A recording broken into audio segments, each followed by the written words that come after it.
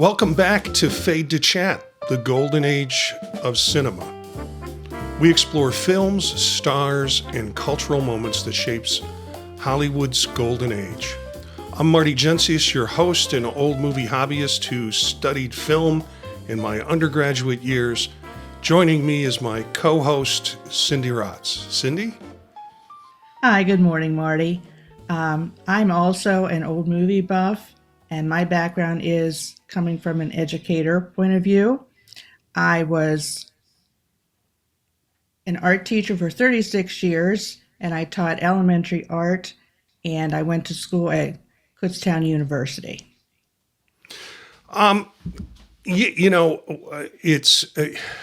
It's interesting because when I took film, there wasn't a film studies program, but it was called aesthetic English. And so I took a bunch of film courses in order to avoid a bunch of English and English literature courses. I'd rather sit and watch movies. And I'm not sure if this was a movie I saw during my film studies or not. The movie we're going to talk about today is Some Like It Hot from 1959. And it's a popular film people really like. Yes. Directed by Billy Wilder. Have you seen much of Billy Wilder's work? Prior to this, I did some research because, unlike you, I don't pay attention as much to the directors and that type of thing. So I went back to see what films he had directed, and I was surprised the number of ones that I had seen. Yeah. I just wasn't aware of it at the time, but yes. And I watched quite a few interviews of him talking about his writing and directing. Yeah, and he is, probably the other film he's known for is The Apartment, another Jack Lemmon film, and maybe we'll do that someday. He writes his scripts, and he is kind of a nut about people not changing his scripts. Yes. No ad-libbing for Billy Wilder films. So he co-wrote it with I.A.L. Diamond, who is a author of a lot of films. You can just look into his background as a writer sometime if you're interested. And I believe he was also part of the Hollywood blacklist for a period of time because of his political views. So he and a couple of Trumbo was another one that was blacklisted. There's a whole list of ones that wrote in pseudonyms at one point. But I believe I.A.L. Diamond was blacklisted at one point, but a very prolific Hollywood screenwriter. Right. It stars, of course, Marilyn Monroe as Sugar Cane, Tony Curtis as Joe or Josephine, depending on whether Tony's dressed in drag or not. Jack Lemmon as Jerry or Daphne. Some discussion of Daphne, some discussion about that because she was going to be Geraldine, so Jerry Geraldine, and then they changed it in the script to Daphne. And I don't know if that was something that Lemmon did or whatever, but it kind of changed the pairing. Yeah, I think as I watched the movie, Josephine turned to Geraldine and said, "What happened?" And he said, "Oh, I like Daphne better." So I just thought it was Lennon's take on it. And it could have been scripted too, for all we know, because Billy Wilder was nuts about that. And then Joey Brown, who plays Osgood Fielding III. Joey Brown was sort of a muggy comedian actor in small bit parts in movies prior to this because of that face that he has. And George Raft playing Spats Columbo. Yeah. Spats Colum. They do a number in this film on Italian Americans. You know, if you look at it, it's like borderline. We would consider it kind of racist or more than stereotype. Very stereotypical. But George Raft, which is ironic because George Raft, was in a lot of gangster films prior to this. They bring him back for this role. And then in one scene, and I didn't watch this film for a long time, and I watched it again in preparation for the episode. In one scene, he's talking to the sergeant at arms of the organization, and he's sitting there flipping a coin and catching it, and flipping a coin and catching it. And I remember it as George Raft telling him to knock it off. That's how I remember it. But when I watched it again this time, I didn't see that in the movie. But that was an old George Raft thing, the coin flip. He'd be leaning against something as a gangster, and he'd be flipping the coin and catching it. So interesting sort of callback in this film about that. And then Pat O'Brien, who plays Detective Mulligan, a good Chicago Irish cop, I guess, who always gets their person. So, right. And also, I don't know if you're familiar with Joan Shawley, who played Sweet Sue. Oh no. Well, if you ever watched Dick Van Dyke, yeah, she played Pickles, and she wasn't on the show that much, but she was Buddy's wife, Pickles. Buddy's wife, yeah, okay. And she was also in that role. She was a showgirl. Buddy always said, I married a showgirl, and she wanted to get back into show business. But she wasn't in many episodes, but it was Pickles. Wow. I recognized her after I saw that. Well, there's a couple of callbacks in this film that grabbed me. One is they're originally trying to get out of town, so they're willing to take a gig in Urbana, Illinois. And that's where I went to college. So when they say it's 100 miles away, it's like, well, it's 136 miles away. But yeah, I mean, for scripting purposes, that works. They never made it to the Urbana campus in the film because they had to get out of town, and they decided to take the roles as the Josephine and Daphne. Daphne, yeah. And that is interesting. I mean, it was based on adapted from a story by Robert Thoeren and Michael Logan, previously filmed as a French comedy, Fanfare of Love, in 1935. But it's still interesting to me that they went into that whole drag stuff in the movie as part of the plot. And we're talking, 1959. So it's still interesting how both of the actors interpreted the role. What I read was, go ahead. No, that was the year I was born, 1959. All right. Yeah. Well, how they interpreted the role, Tony Curtis wanted to play it completely for drag. Yeah. He wanted to be perceived as a woman. He wanted to be kind of emulating that whole feminine kind of aura about it. And so he was playing it as not a man playing a woman, but as a man being a woman. Being a woman. Whereas Jack was playing it for, Jack Lemmon was playing it more as a man uncomfortably in drag trying to fake being a woman. Yes. So you got two different interpretations of it. It's subtle, but when you watch them do their characters, you can see the differences in how they took that.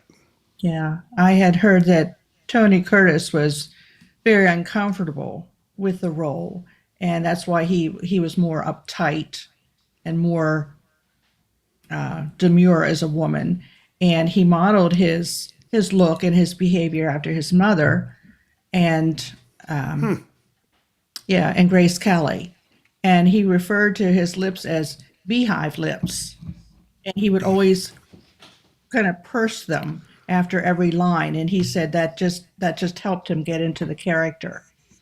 Whereas Jack Lemmon, he just went all out.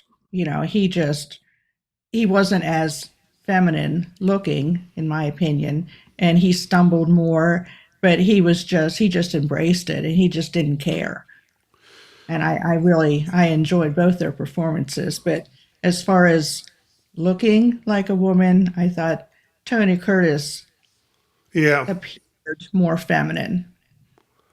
Yeah. That in watching it a second time, or watching it, for this time, I paid a lot of more attention to Jack Lemmon's interpretation when he's dancing with Joey Lewis, and he's being romanced by Joey Lewis. And there is a lot of that's a very funny performance, because you can see him getting into the role and at the same time realizing he's stuck in this role. Yes. Are you referring to the tango scene? The tango scene, yeah. Yeah. Yeah. Yeah. And of course, that was late at night. And did you notice that the band at one point they talked about putting blindfolds on the band? Yep. Yeah, I love that. And they were still dancing, and Tony Curtis had that, or not Tony Curtis, Jack Lemmon had the white rose in his teeth, and then Joey Brown had it in his teeth, and then later they had the little tablecloth tied around their waist. I mean, they were just getting more and more and more into it as it went on. I mean, it was just hysterical, and apparently it took them quite a while to even learn the tango. There was someone from the production that they said it took them like hours and hours or days just to learn the tango together. And the line where he says, "Daphne, you're leading again." You're leading. Yeah, you're leading. He went, oh. Yeah. Oh yeah. Okay. I got to get back into my Yeah. feminine role. Yeah. I grew up in Chicago, so the cold weather change that happens in the sea. There's, like I said, there are callbacks for me in this movie in terms of the stuff that happens with it. Let's talk about Tony Curtis and his taking on Cary Grant. Yes. Yeah, that was priceless. Yeah. Yeah. He had to adopt a different tone in his voice, and obviously didn't want Sugar to know who he was, so he thought he would kind of imitate Cary Grant. And was it in the bathtub scene after they came back from the beach, and he was still in his suit, but he was in the bathtub, Right. so you couldn't tell he was under the water. And Sugar came in, and she was so excited about meeting him and everything. And Jack Lemmon said, "People don't talk like that." Well, there's a little backstory on that. He wanted to select it and do Cary Grant, and apparently he did it for Billy Wilder, and Billy Wilder was, yeah, okay, just run with it. But then Cary Grant got to see the film, and he was like, "I don't talk like that." I had heard that as well. It was like over the top Cary Grant. I have to admit, but it was and so I wondered if there was some rift between Curtis and Grant as a result of that. So, I started needling my way down through the internet, and there really wasn't. They were very cordial to each other. They were contemporaries in some ways with the movies that they were doing, and they were popular for different purposes. And there was no indication, even if he was mocking him in this role, that Cary Grant was upset with right. with his portrayal, or Tony Curtis wanted to get one out on Cary Grant. So as I'm needling my way through the internet, one of the stories I find is related to the rumors of Tony Curtis and Marilyn Monroe. Yep, Do you know what I'm talking about? I sure do. Yep, I Why sure don't you? do. Yeah, I've heard different things, and I was doing the same thing as you. I was looking through the internet and trying to find stories, and the first one that came up was that, of course, Marilyn was pregnant during the movie. Did you Mm-hmm. know that?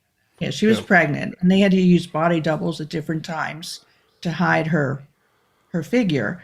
But apparently, she and Tony had had a previous affair, like even before she was a well known actress. And then they reconnected during Some Like It Hot. And he was married to Janet Leigh at the time. And she was also married, obviously, and expecting a child. But the rumor was that they were both unhappy in their marriages, and they were going to, and I guess they were going to announce that they had, fallen in love again or something like that. And then Marilyn came out and said, "Oh, she was pregnant," and Tony's Tony was like, "Oops," he thought it was his baby. Is what I Ugh. read. He thought it was his, but apparently, this story of the two of them having this affair, he never he never even really talked about it until after Marilyn's death. So then the rumor was he's just bragging about it. It wasn't really Yeah. true. He's just bragging about it. So Well, you got because a lot. I'm sorry. I'm You sorry. got a lot more out of this needling through the internet that I did. Keep going. I'm sorry. No, no, no. I was watching an interview with him, and the whole thing, how was it like kissing Marilyn? That, of course, was a whole big deal. And he said it Yeah. was like kissing Hitler. And then he said, "Oh, no, I never said that. They took it out of context." But there definitely was some chemistry between the two of them. I think that was pretty obvious. I mean, how Yeah. could it not be Marilyn Monroe? But he never confirmed or denied it. In the interview I watched, he just kind of skirted around the issue, and he just never really came out and said whether it was true or not. So I'm not sure, but I think he did it just because he wanted to brag about it. I don't think it really was an affair. Maybe they just kind of hung out together, but I don't think there was ever anything really to it. Yeah. The other part of the story that I heard was that she had a miscarriage, Yes, yes. and that also impacted the Mhm. story. And as you said, it was let's do this. Then it was I'm pregnant. Then it was a denial, and Mhm. then the miscarriage happened, and nothing happened further from that. It does. I'll tell you, Tony Curtis always, in any role I've seen him in, this is my reaction to him. I always have this kind of visceral, icky Mhm. feeling, you know, Mhm. and that it's a gender issue. Sometimes it is and then sometimes it just feels like he's really forcing his acting. And so I don't feel it's a genuine kind of. I don't connect with the character because it doesn't feel genuine. So Okay. I've shied away from Tony Curtis movies. I mean, Spartacus and other film. He was the Boston Strangler, which was quite a bit Hmm. of a stretch for him. That was he got some accolades for. But generally, I'm not rushing to see a Tony Curtis film. This is Okay. probably the exception with it, but he does have that impact on me as an actor, as a person observing his actions. So, What about Jack Marilyn Lemmon? of Jack Lemmon, I like Jack Lemmon and everything, except Yeah. I got tired in the grumpy old men stuff, the contemporary Mm, stuff. It's like, oh, okay, yeah. he's got Yeah. he's got better acting chops than that, but he was still working then. So, Yeah. but yeah, I do like Jack Lemmon pretty much in every role that I've seen him in. Let's talk about Marilyn Monroe. Hmm. Okay. I just had, and again, I hadn't seen this film in a while, and when I watched it, I had a real reaction to Marilyn Monroe. Okay. They were selling her, at like the train station scene. All of that Mhm. was kind of focused on her figure. And Yes. this might just be me aging, but what I really noticed was her face and how beautiful her face was. Mhm. And it's like, oh, why is everybody crazy about this other stuff? She is a beautiful looking Yeah. woman, but they chose to focus on the other parts in this film in terms of men's reactions to her and things like that. Well, did you notice the scene when they're walking up to the train and the three blasts of steam from the Yeah. train? That was similar to the 7 Year Itch, of course, a famous scene where the All subway right. blew up the skirt. And I thought, yeah, it was a very similar, not quite as dramatic, but a similar scene. But you're right, they were always focusing on her body. And, maybe because she was pregnant at the time, maybe she was more beautiful, and she wasn't as perfect looking. Yeah. Her hair, and she was a little more natural looking, I thought, in this film. She was definitely more relatable as a woman. There's a Mhm. softness to her, not just that dumb blonde. Yeah. Yeah. Yeah. They kind of played a little bit of that dumb blonde stuff too in the writing for her. Yeah. And I wonder at that point in 1959 if I mean, then she went on and did Misfits and she did some other at where she was able to use her acting chops, and she actually went back Mhm. and did some training for that purpose. Right. And but I was wondering if she was getting tired of throwing those dumb blonde lines out. But Yeah. I really recognized just her eyes and her nose and her lips and how beautiful that face was, Mhm. independent of everything else. So that Yeah, was a you're right. unique experience for me with this. Her gowns. Oh, beautiful. Yeah, absolutely beautiful. And very sensuous, let's just say that word. Yeah. Um, to be polite. Yeah, there didn't leave much to the imagination, that's for sure. Yeah. But She brought in her own person to do her gowns for this. She was not going to leave this up to the studio. So, yeah. And they ended up using that same, what was it, Ori Kelly was the name? They ended up yeah. using that same person to do Jack and Tony's costumes. Really? Oh, yeah, because they tried to do just regular women's clothing, off the rack. And of course, women's clothing didn't fit them. And Hmm. they looked, I guess, ridiculous in them. So they said, we want clothing just as nice as Marilyn. So the same designer did the costumes for the men as for her. Wow. Yeah. And then that designer had to make those kind of physical changes to dress a man in women's clothing that doesn't look that's Right. convincible in Right. a way. Well, Yeah. that's cool. Hmm. Well, anything else? Let me think. Your favorite line in the film? Oh, okay. Well, there's several. Of course, the very end, which I know we'll Yeah. get to, but the beginning, when they're going to the train, and Jack and Tony, they're trying to walk in those heels, and Jack's ankles are turning over, and he's just having a terrible time. He's like, "How do they do it? How do they walk in these heels?" And then Sugar comes along, she's just like, you know, Yeah. and Jack says, "Look how she moves. It's like Jello on springs.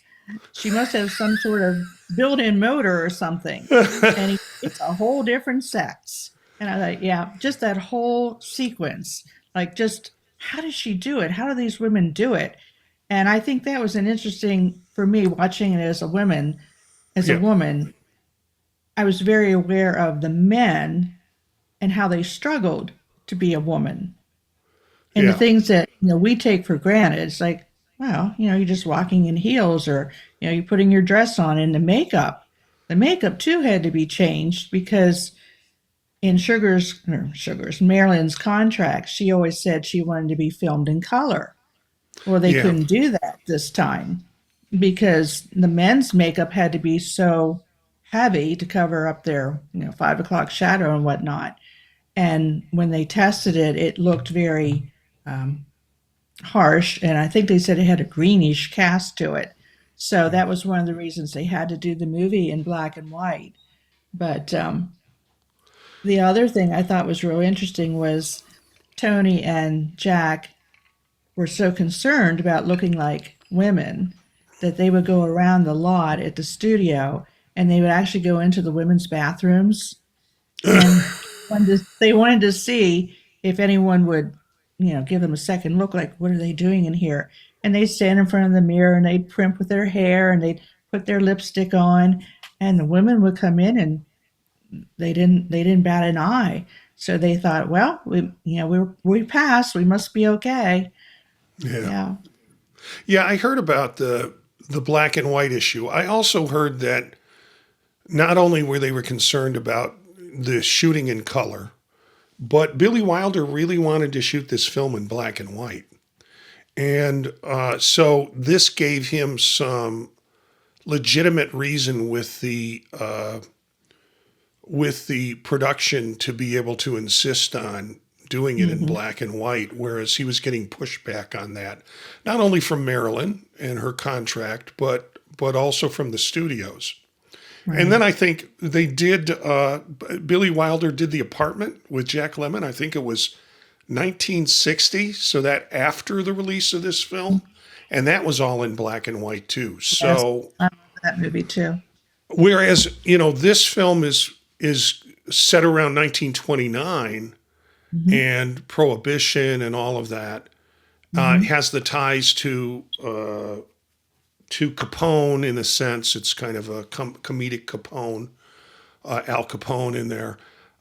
Shooting it in black and white makes it feel more like a period piece, Yes. as films were back there. But in doing The Apartment in the 60s, still shooting it in black and white, it just seems like he had his visual vision that he wanted for that film, independent of what Mm. contemporaries were saying about it. Right. Last week we did Arsenic and Old Lace, number Yes. 30 on the list of 100 laughs for 100 years. This is number one on the Yep. list of Number 100 one. laughs for 100 years. Can you say that it deserves to be number one? Hmm. Ah, it's up there. It's definitely up there. I mean, there were so many lines and they were delivered so perfectly in the timing. And of course, that's all part of, Billy Wilder's writing. And that's one of the reasons why, he insisted that they don't change anything because he wanted it to be said in a certain way down to the punctuation and the pauses and everything because if you didn't say it in the way it was written, excuse me, he said it would just change the whole rhythm of the film.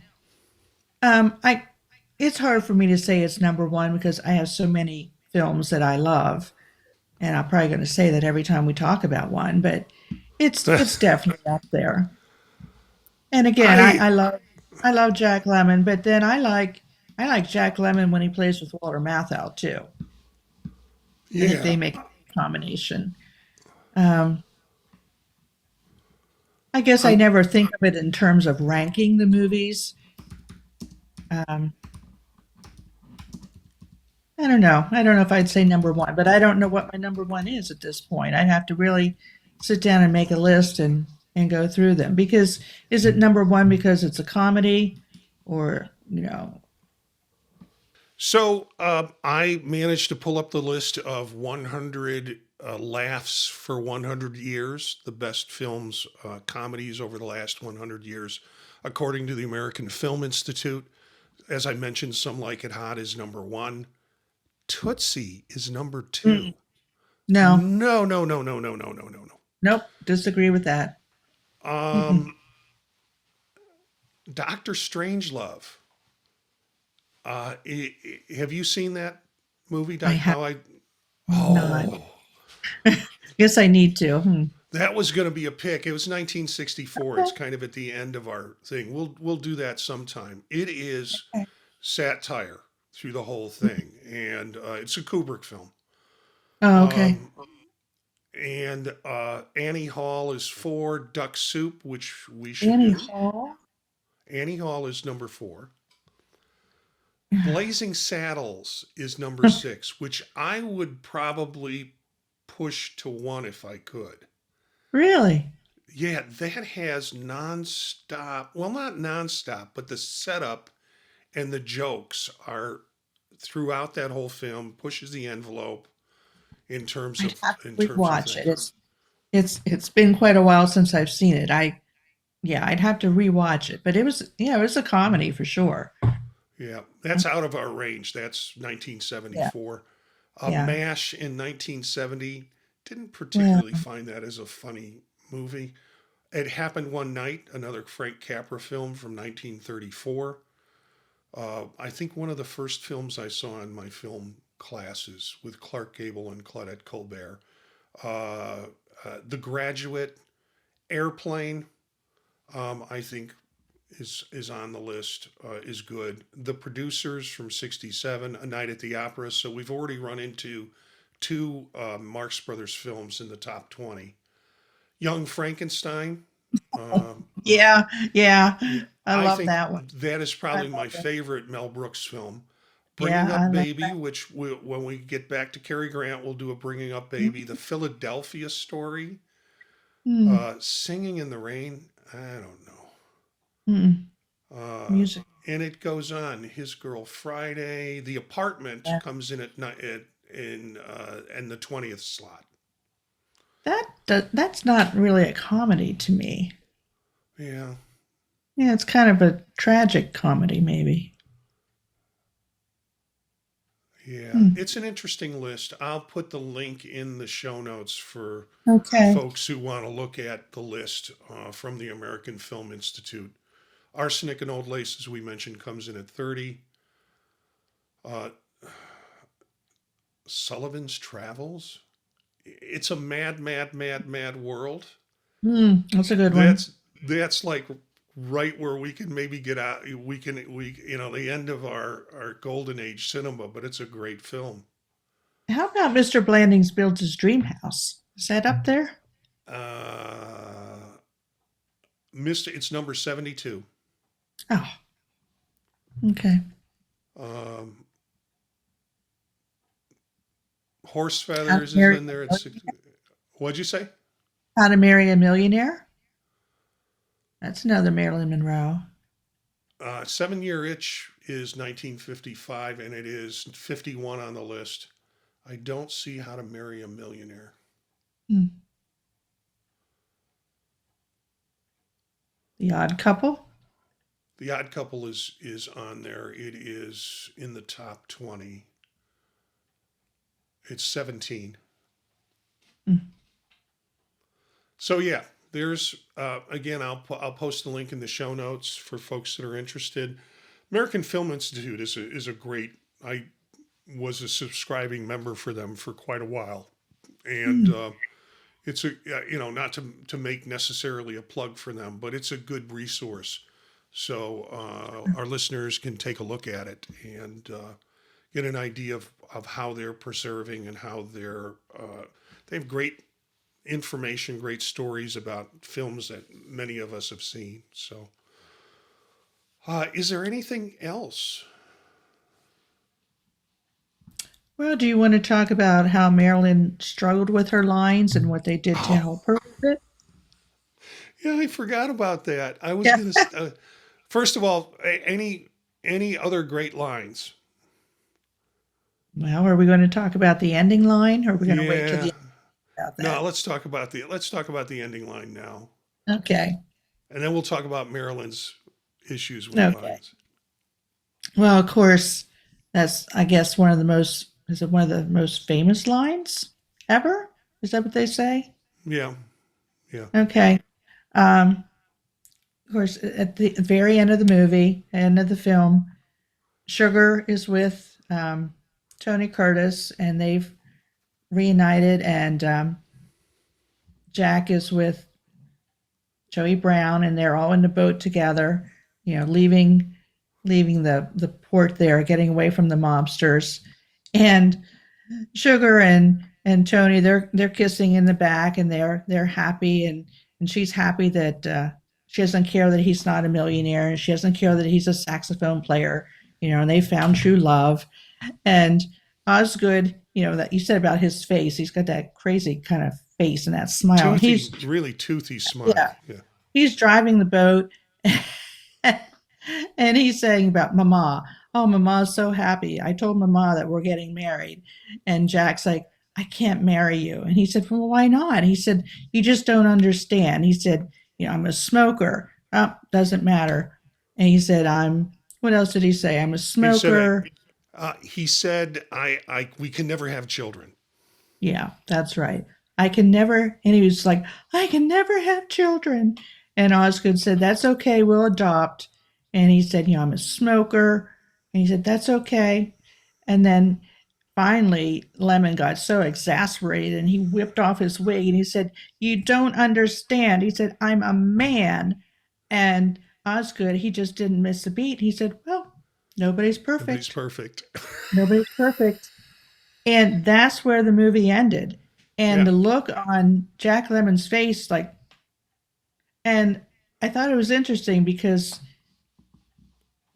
they kind of left you hanging. I thought, okay, so what now? Really, what now? Are they going to get married? And because originally Jack said, well, I'm marrying him.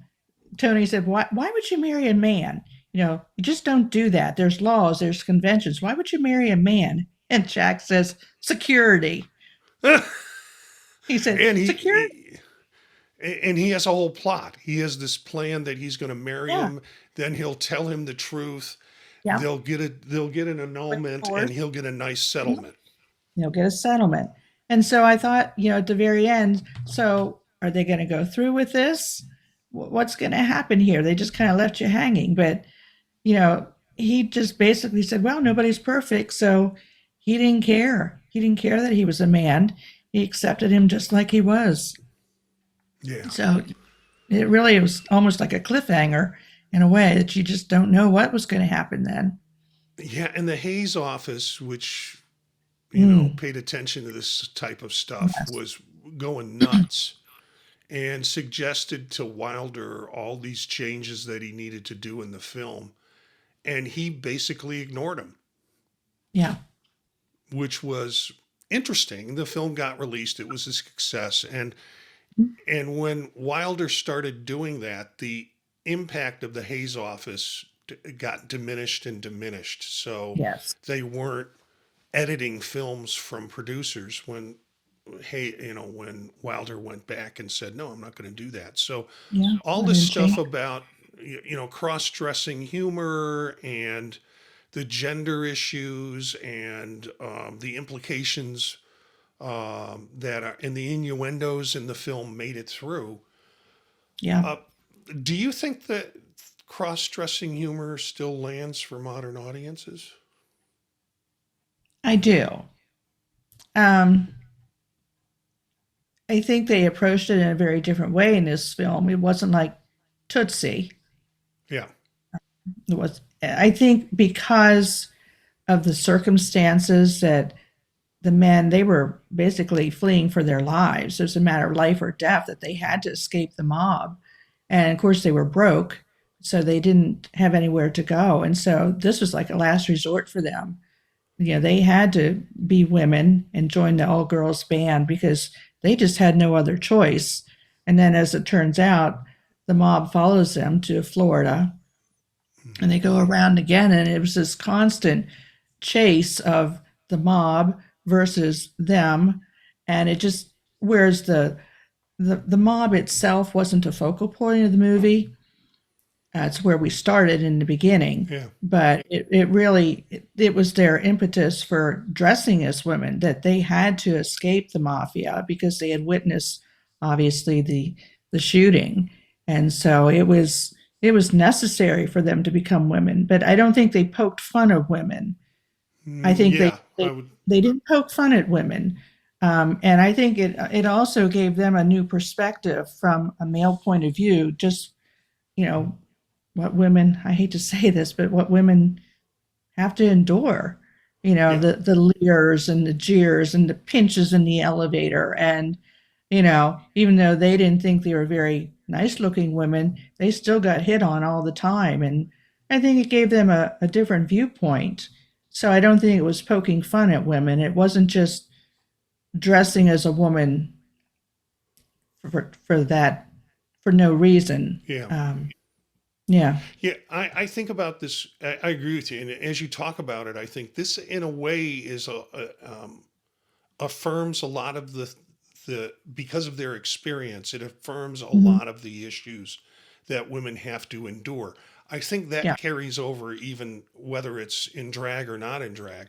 It carries over to modern audiences.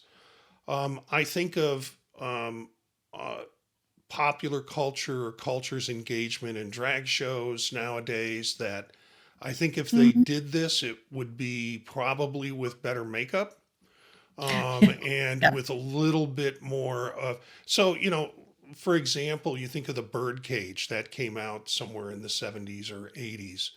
That Hmm. movie with Robin Williams. I think, again, audiences are drawn to trying to understand the cross dressing and the drag experience.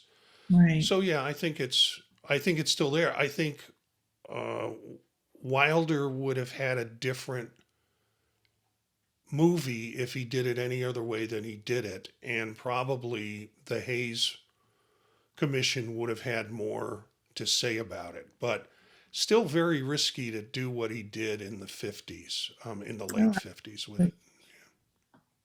and also, I had read that it was actually banned in Kansas. Huh. Well, Hmm. Because of the cross-dressing theme. wow. Hmm. Let's talk about Marilyn's problems with lines, um, Yeah, and maybe that that. would be my problem too, memorizing the lines. But yeah, Well, particularly with Billy Wilder, who didn't want any variation on what he wrote. yeah, One story I read, she was having trouble with "I'm sugar," yeah. How simple is that? or Right. like "Hi, I'm sugar." No, it's just Hmm. "I'm sugar," and to the point where they did like 40 or 50 takes, Hmm. and she couldn't correct it, so they wound up, I think, putting a cue card in, on Hmm. top of the camera, so when she looked in the Hmm. camera, all she had to do was read the lines. And then there's the infamous story of the line that they put inside the drawer. Where's the bourbon? Where's the bourbon? Hmm. And they decided, because she couldn't get the line straight, they decided to put the line on a card inside the drawer. So as she's Yeah. shuffling through the drawer, she sees the line and can say it the way it's intended to be done. Yes. And then she couldn't remember which drawer she was Yeah. supposed to open. Yeah. So they put it in each one, right? Really? I didn't Yeah. know that. Yeah. Yeah. They put it in every drawer. Every drawer. Yeah. Yeah. Well, That was the most frustrating.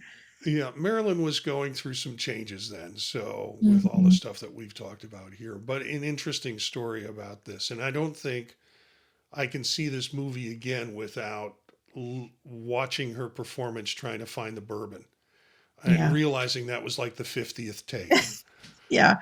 And they said that, she would often show up late on the set. She'd be 2 or 3 hours late. And of course, the guys are sitting around in their makeup and their hair and their costumes and their heels, and they're getting very frustrated. But they said, once she got the line right, she got it right. And it was, it's like, okay, we're done. Let's move on. But it might have taken 20, 30 tries. But once she got it, it was good. So they were very Anything patient. anything else you want to share about this film that you have in terms of your notes? I have quite a few notes. Um, you asked me about my favorite line. Also, my favorite scene, I think, was in the very beginning of the movie where they were all on the train and they were getting ready for bed. And Jack Lemmon is literally hanging out of the his train car, and he's like this, and he's just like ooh, and he's just watching all the women, and they're in their short little nighties, and it was a little risque for that time, and he's just loving every minute of it. And Tony Curtis is already in the berth below him, with the curtains closed, but Jack, he's just It's like a kid in a candy store. yeah, kid in the candy shop. In fact, I think they even talk about that. They refer to it as, no more pastries, no more this, no more that. Yeah. And Tony Curtis comes up and pulls the curtain shut, and he actually buttons them in. It's like, you're done for the night. But I just love that because you can tell how much he loves looking at women and appreciates women. And then, of course, the whole scene where they sneak all the alcohol into his car, sleeper car, and they all have a big party and drink and carry on. I just thought that was just so much fun. And the legs. I don't know if you remember that part where all the girls are sitting and they're all crammed in that little space and the legs are sticking So, out, yeah. and Jack comes back and he lifts the one leg up, and was it Jack that was doing that, or was it Tony? I think it was Somebody Tony anyway. Curtis. He was trying to Tony find Curtis out what was going trying on. to find him, and they're lifting the legs up, and I thought, oh my gosh, that that just made me laugh so much. I love that scene. I for some reason the line that sticks in my mind is "Are my seams straight?" Mm, And I think it's Jack Lemmon who is concerned about the seams on his stockings. And I hear him say that, and that makes me laugh because okay. he's kind of fully embraced the feminine concern about hose, and at the time, if the seams were straight in it. Yeah, Um, and the hose only went up right past their knees yeah, because they had like garter belts on. Because when Sugar was singing on the train, and she shaking around and singing, and the flask of whiskey dropped. It was just strapped in right above her knee. yeah, yeah. I think the line for me too was when Jack was talking about men. I think it was right after he met Osgood, and he Yeah. said, "Ugh, men, they're rough, hairy beasts, men with 8 hands or 8 arms or something like Yeah. that." And he referred to them as rough, hairy beasts. I like that line. Just a little bit of location information. This was Mhm. shot at Hotel Coronado in Coronado, California, although they try to pass it off as the Seminole Ritz Hotel in Florida, which I Florida. don't think exists. I tried to Google that, and I Mm. think they just called it that, and then the hotel scenes were all shot at Hotel del Coronado, which is, if you listeners look it up, you'll see it and you'll go, oh yeah, I've seen that in this movie and I've seen that in this movie. It's a Mhm. Beautiful. regular kind of site for films to shoot at. Hmm. Um,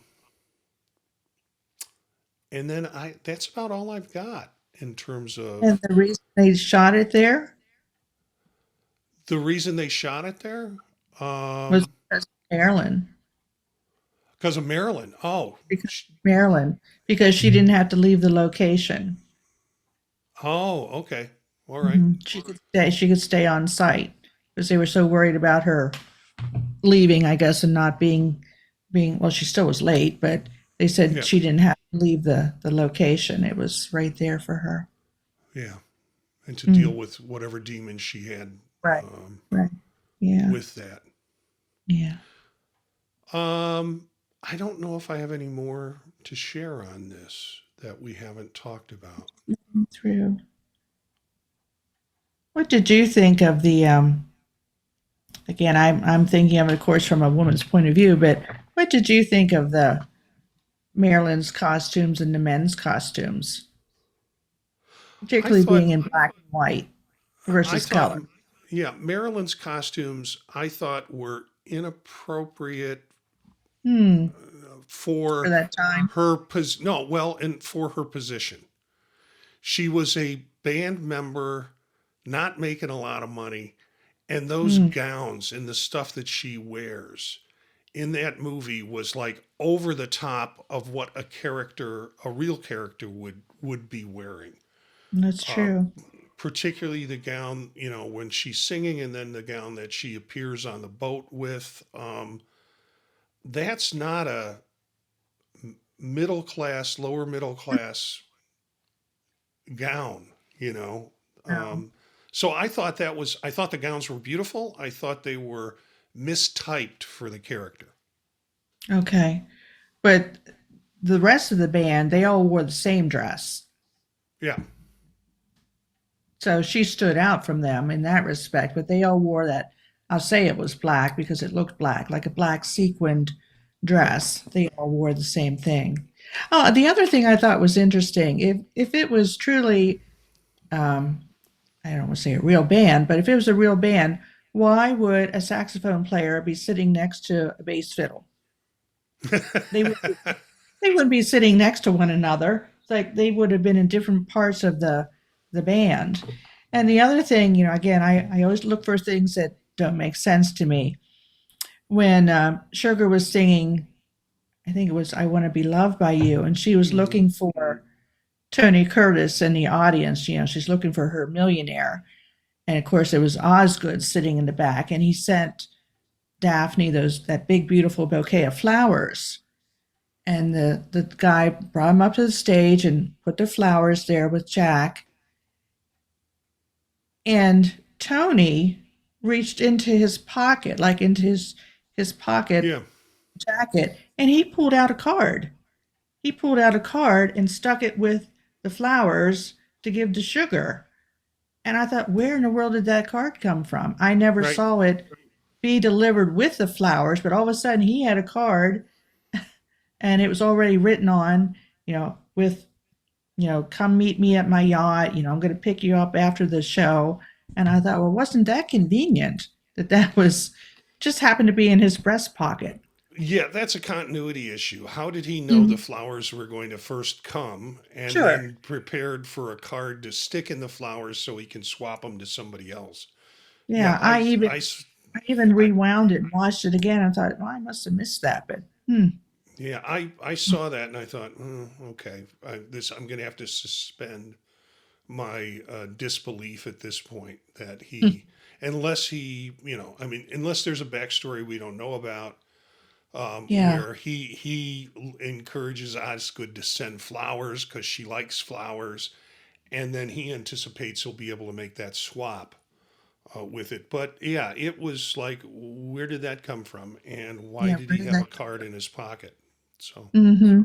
Yeah, and again, you talk about favorite lines, and it was minor, but it was in the very beginning of the film where they were raiding the speakeasy, and of course they were serving booze in little coffee cups and teacups, so they wouldn't know that they were drinking right. alcohol. And that one guy that was drunk, and he kept raising his arm. He said, "I want another cup of coffee. I want another cup of coffee." And even after they were raided, he's out in the middle of the street saying, "I want another cup of coffee." I don't know who that gentleman was, but I thought that was funny too. Yeah, I noticed during that scene, and maybe we need to consider this with when we do more films. It's like the continuity issues. Hmm. The cops were pushing the whole crowd in one direction, and Tony Curtis and Jack Lemmon were able to walk against the stream, past a Hmm. police officer, up a Yep. set of steps, and it's like, wait a Mhm. minute. Yeah. How Uh, did they get out? yeah, how did they get out? How did they get past the officers in a raid? When, Yeah. yeah. So there are some questions or some continuity issues with the movie, and We'll need to, next movie we do, we need to take a look at that. Okay. So let's talk about the next movie we're going to do. We usually talk about this before the show. Yeah, we haven't. We haven't. I think we ought to try something Hitchcock. Oh, okay. Do you have any preferences? Oh, I love Hitchcock. I tell you, when I was a little girl, the birds scared the crap out of me. I don't know if it still would now, but that movie, I watched it with my cousins one time. And we were down in her like family room down in the basement. And I remember watching that. I maybe was 6 or 7. And I was scared to death. All those birds. Um, Rear Window, Psycho. You pick. I don't care. I don't care. And just for future reference, there's another movie, and I don't know who directed it, but it's one that really stuck with me. I've watched it a couple times, called The Bad Seed. Have you ever seen that one? Yeah, right. I can't do demon films. Oh, that one. That little girl. Oh my gosh. Oh, that one is. Well, Hitchcock is a tough choice for me. I started to watch Spellbound, and I was going to suggest that only because I had never seen Spellbound before. I don't know if I have. And as I watched it, it had so much in there about psychoanalysis because it's based on, I think, the writer who actually went through psychoanalysis, and so he wrote a script around it. And as a person who works in the counseling area and studies that stuff, I thought this will be interesting. I kind of shut it off because it didn't grab me. I was like 30 minutes in and I'm still waiting to be grabbed by something. Rear Window, Vertigo. North by Northwest. Oh, that's Cary Grant again. I know. I will. I love that one. I watched that just recently. Let's That's a do good North one. by North. Let's do North by Okay. Northwest. Okay, good. Yeah. Having gone to college out in those cornfields where Cary Grant is stranded. Yeah. Okay, that's a good one. Yeah, I like Okay. that. Yeah. North by Northwest will be our next movie on the show, and we just want to thank for people for listening or watching this. You can find us on YouTube at youtube.com/@fade2chat. And that is our YouTube channel. You can also find us on most of your podcast servers. And you can always email us at thepodtalknetwork@gmail.com and suggest any films you'd like to see us do within the golden age of Hollywood. And we will be happy to do that. I got to tell you, this has been a fun second show, and my voice is still kind of, but it's getting better. It's still holding out, and we'll come back full force when we do the next Hitchcock film, North by Northwest. Sounds good. Looking forward to it. And for the listeners, thanks for tuning in. Thanks for listening to us, and keep the projector rolling.